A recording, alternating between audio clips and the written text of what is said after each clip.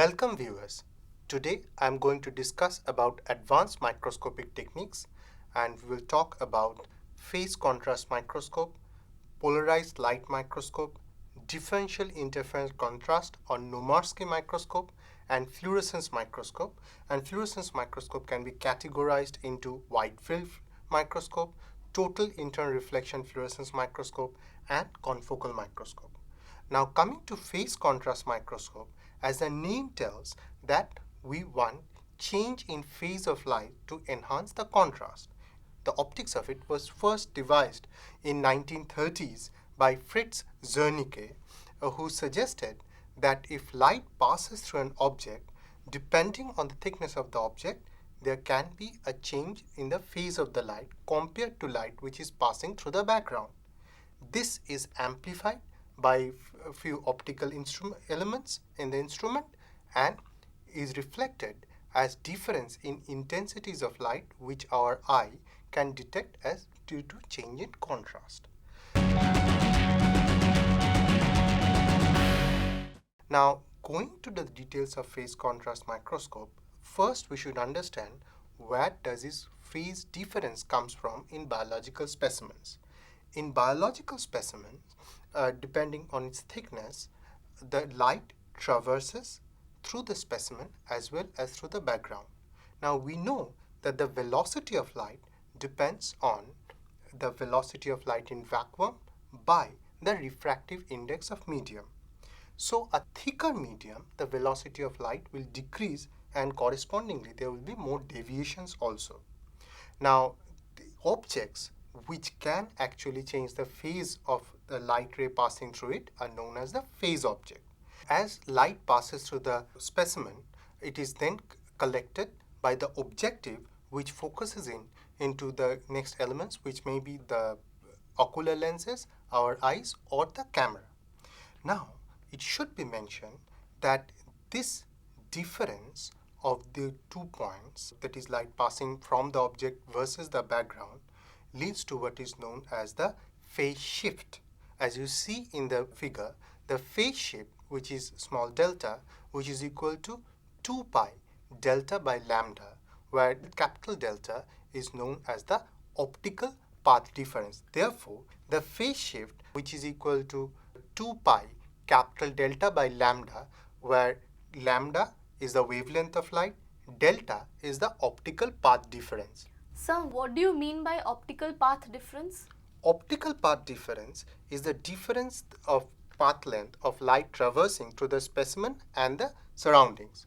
And this depends on the difference of the refractive index of the specimen versus surrounding as well as the thickness. Now coming to another important concept in phase contrast microscope is the light traversing through it. Now as the incident light traverses through the condenser lens and then through the object, it is broken up into 2 fragments. One which gets deviated due to interaction with the specimen or the object. This is known as the diffracted ray or D ray, and another which pass undeviated, which is known as the surround ray or the S ray.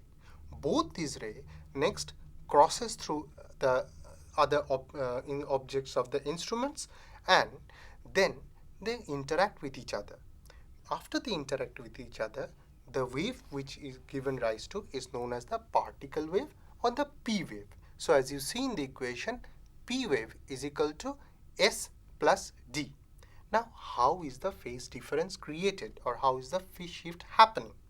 Now if you look at the figure, as the light comes out through an annulus, which is an important component of phase contrast microscope, it is focused into the object or the specimen, and then from the specimen it gets into the phase ring. Now while it goes through the specimen, the D ray is actually decreased by lambda by 4 compared to the S ray. Now a phase plate is an important component of the phase contrast microscope, and this actually enhance the phase of the S wave by lambda by 4. So if you now think of it with the object as well as the phase plate, the S wave is enhanced by lambda by 2 compared to the D wave. Now when these 2 waves now meet, they will cause destructive interference, and this interference pattern is what is reflected as intensity changes, due to which we can actually see the surfaces or even the boundaries of the cell distinctly from its surrounding. Now, phase plates can be of two types, positive and negative. Sir, what are positive and negative phase plates? Is there any difference in the design of them? Yes, there's a distinct difference in the design of the positive and negative phase plates. If you look at the figure, a positive phase plate has a ring of etched glass, due to which the S wave is advanced by lambda by 4, while in case of a negative phase plate, because of the design, the S wave is retarded by lambda by 4. And the advantage, so objects with low refractive indexes appear brighter if you use a positive phase plate. On the other hand, if you use a negative phase plate, objects with high refractive index appear brighter. Now, phase contrast microscope is widely used in biology to see objects without staining. So nowadays, cell cultures or other tissue cultures are observed under phase contrast microscope. Even the movement of different cells, the extension of the filopodia or the lamellopodia can distinctly be observed using phase contrast microscopy. The next type of microscopy which I am going to discuss is polarized light microscopy. As the name suggests, that polarized light is used to illuminate objects.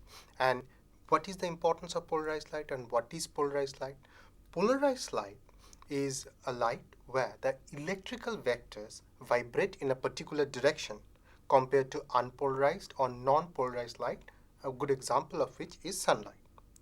Now, this electrical vectors, when it vibrates in one direction, when such light interacts with the birefringent object, which are objects where there is some difference in two phases, so that the refraction or the deviation from one phase is not the same as deviation from the other phase, then the electrical vectors will be made to vibrate in some other direction, and hence from such measurements we can know about the nature of birefringence of these objects. So in polarized light microscopy, the use of polarized light is because of this particular reason. Now, what is done in such type of microscope is that when light, as you see in the figure, when light passes from the source, it then passes through a polarizer, which is a ground glass having multiple coating, which leads to polarization of light. This polarized light now passes through the condenser, focused onto the specimen, passes through the specimen, and then whatever is coming out from the specimen is collected by the objective, and on the backfocal plane of the objective there's an analyzer. Now, the importance of using of these polarized objective is that they're not the same as the objective which are used in other bright field microscope. These objectives are polarized objective, especially ground glasses, where the stress or the shear is very less. And these are known as PO lenses, P lenses, or Paul lenses. Now, once the light passes through the objective, it will pass through the analyzer and then is collected to the eyepiece or to the camera. I should mention here that the analyzer and polarizer are placed in a crossed position. So what I mean by that if this is how the polarizer is placed, the analyzer will be placed like that is 90 degree to each other. Because of which, if light is vibrating in one direction and it passes through the polarizer, the analyzer will prevent that light to pass through. However, if you put an object in between that, and if the object is anisotropic in nature. Sir, what do you mean by anisotropy and how can it be observed? Yeah, anisotropy as opposed to isotropy is the difference of light refraction of two faces of a particular object. The best example is the lipid bilayer. Now, as you know, the lipid bilayer has proteins in it.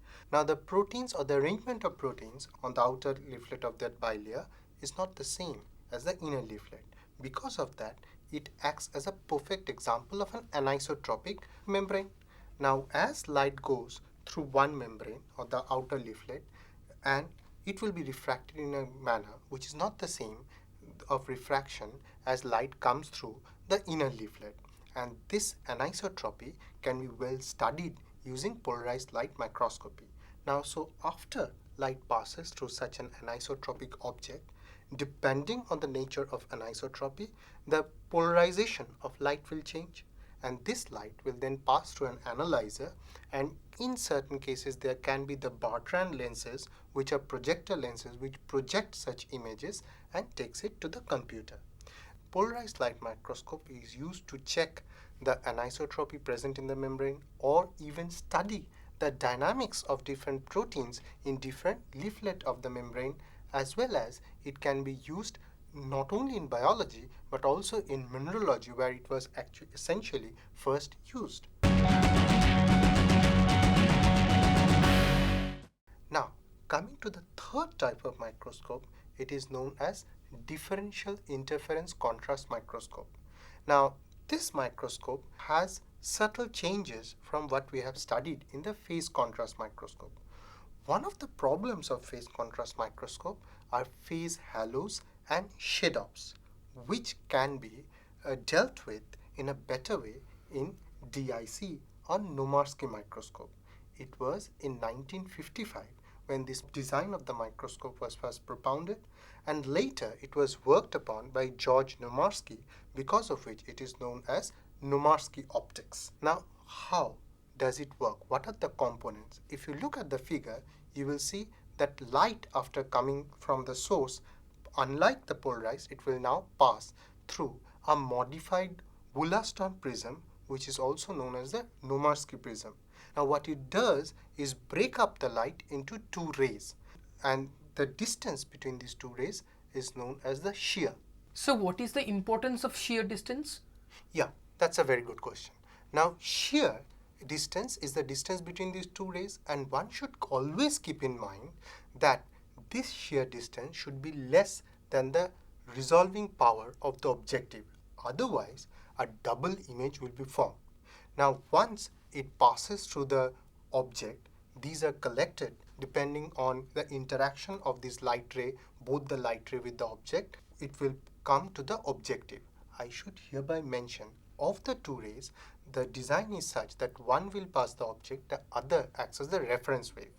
Now, once it passes to the objective, then there's a second Wollaston prism which actually joins these two rays, that because of this the shear is gone. This creates an interference pattern, and it is this interference pattern which will help to us to visualize this object, because it will increase the contrast of the object. An important feature of DIC microscope compared to phase contrast microscope is that because of this traversing of the light ray through the object and because of the reference beam, sometimes there's a pseudo 3D appearance happening of the objective. So the objects look as if a 3D object. But this actually happens because there is a very thickness in the sample, and DIC can utilize this thickness which cannot be utilized or which cannot be observed in phase contrast microscopes.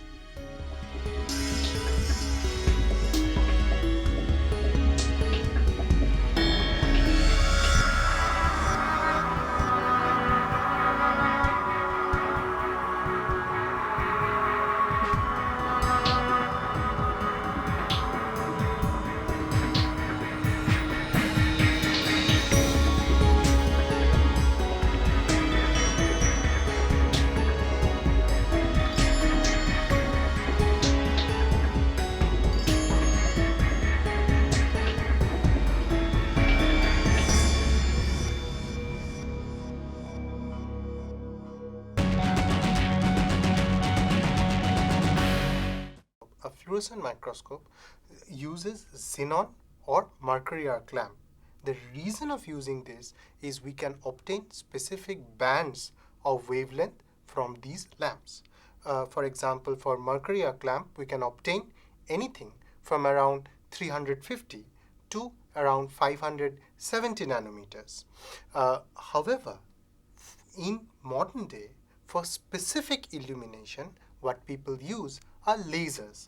Now, the importance of use of lasers is that By using a laser, I can have a fixed line or particular bands or particular spectral wavelength coming through to illuminate the specimen.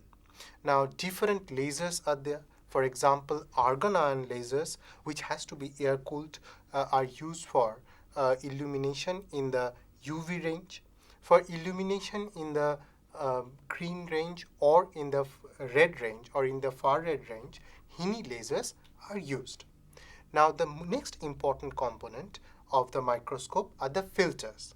Now, filters are mostly three types. The first filter which people come across are the excitation filter, next the dichroic mirror, and the third the emission filter. You can see the arrangement looking at the figure. Now, the excitation filters are usually band pass filter which allow a particular band of wavelength or light to pass through. So let's say I want light of only coming around 470 to 480 nanometer or even 490. So the excitation filter has to be adjusted only to allow that band of light. Now, after the light passes through it passes through a dichroic mirror. The importance of a dichroic mirror is that the class or the optics is such that it allows shorter wavelength to get reflected while the longer wavelength could pass through. As you know, in fluorescence, the incident light are shorter wavelength than the emitted light. So the emitted light will pass through the dichroic mirror. It is arranged at an angle of 45 degree in the filter cube. After it passes through the dichroic mirror, the emitted light or the fluorescent light passes through the emission filter, which cuts off all other light except that emitted light, and then it passes through the detecting devices or to our eye. Now, before going into the divisions of fluorescence microscope, I want to make you aware of two important concepts which lead to loss in fluorescence. They are quenching and photobleaching. While quenching is a reversible phenomena, and this can happen due to interaction of the fluorophore with different components of the medium in a cell culture or with different ions, resulting in lessening of the fluorescence intensity. Photobleaching is an irreversible phenomena which can happen if, let's say, you expose the sample for intense laser for a long duration of time. Now, coming to the different types of microscope, first there is wide-field fluorescence microscope. So what is that? This is just an advanced stage of a normal microscope or the microscope we have used in phase contrast or even in bright field microscope with the filter set and the mercury arc lamp or the laser attached to it. Now, wide field microscope is widely used in biology to visualize different cells. It can actually illuminate all the fluorophores which are present in the cell. However, it has its own fallacies. If we want to see particular fluorophore at a particular region of the cell, wide field microscope is a major drawback. Now, because of this, different types of modification of fluorescence microscope has been done. The first is TIRF or total internal reflection fluorescent microscope, which is also known as the evanescent wave microscope. Sir, how is evanescent wave generated? Yeah, to understand TIRF, I think the first thing we should understand is the generation of evanescent wave. Now, we know the concept of refraction. So let's say when light passes from a optically denser medium to rarer medium, the lights get deviated. Now, if we attain the critical angle, then light will not go to the second medium. And if we go more than the critical angle, most of the light will be totally reflected. That is the phenomena of total internal reflection. What we have not heard before in our school days is that at the point of incidence, while the total internal reflection has happened, a ray is even emitted, and this ray is known as the evanescent ray. So if this is how the light is coming and getting reflected, from this point a ray is emanated in 90 degree to this direction of propagation. So let's say this is glass, evanescent wave will be generated and come into this side, and so cells which are present on this side will be illuminated. Now, how much of the cell will be illuminated? As you look into the figure, the evanescent wave is a fast decaying wave with a very less penetration depth.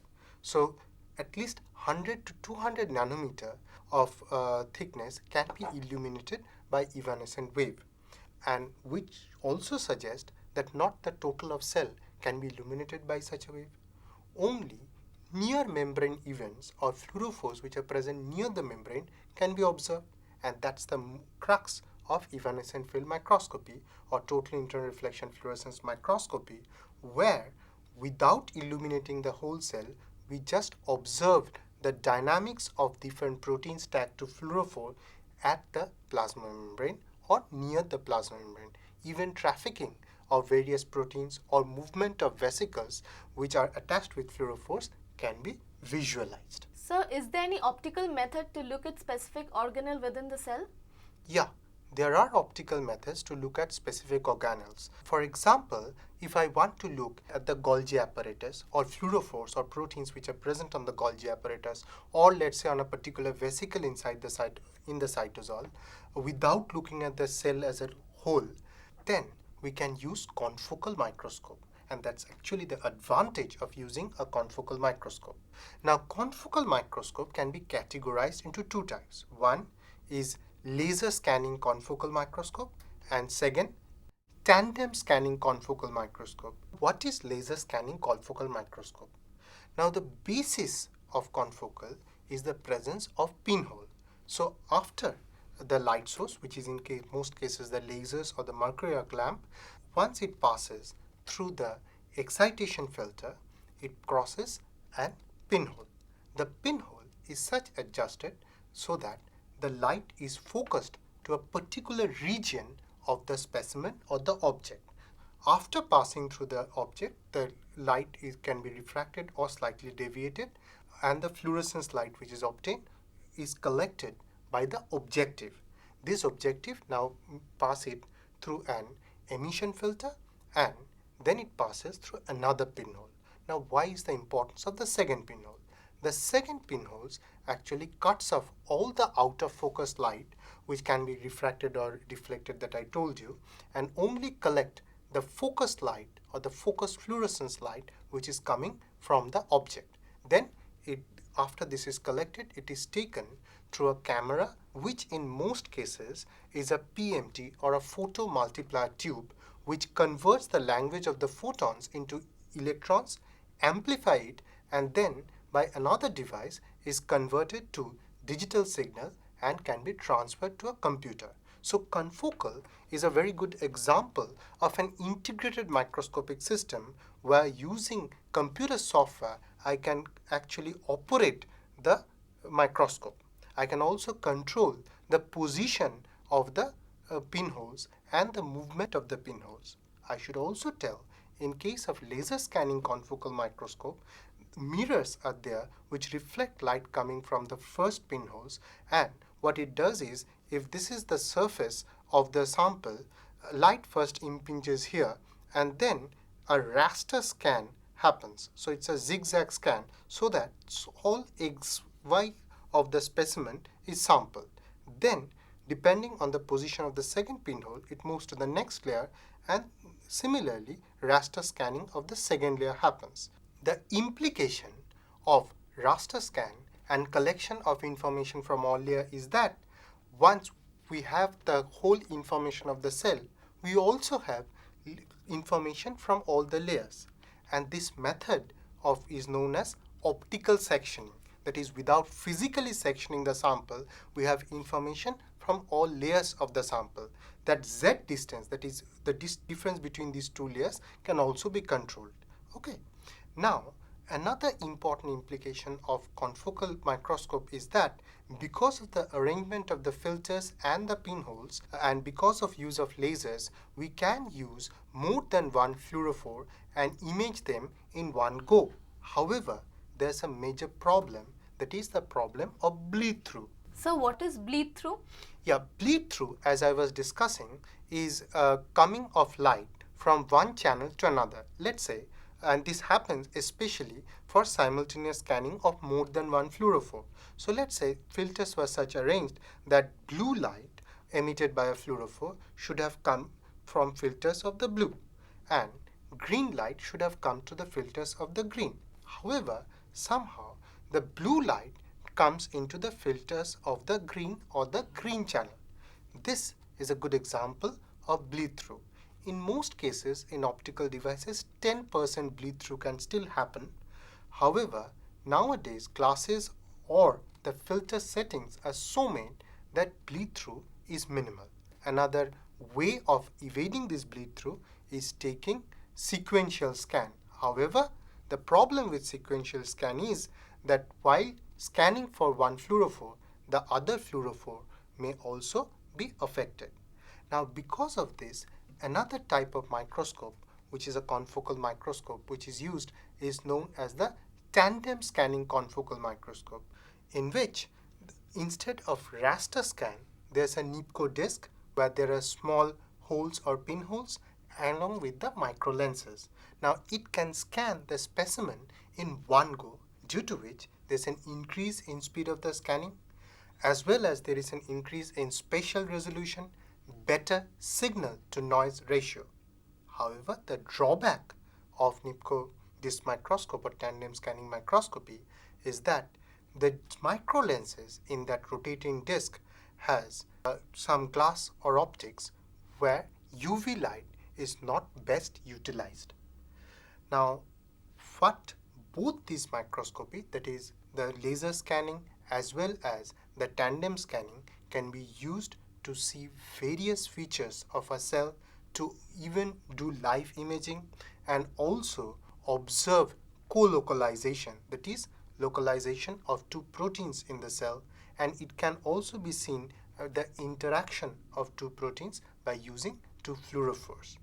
So coming to the concluding section of this lecture, what we have discussed today is phase contrast, polarizing and DIC microscopy, which can be utilized to visualize the cells without staining them. Again, if we use fluorophore, we can see various parts of a cell or the cell in entity or even the near membrane events by different types of fluorescence microscopy. Thank you very much.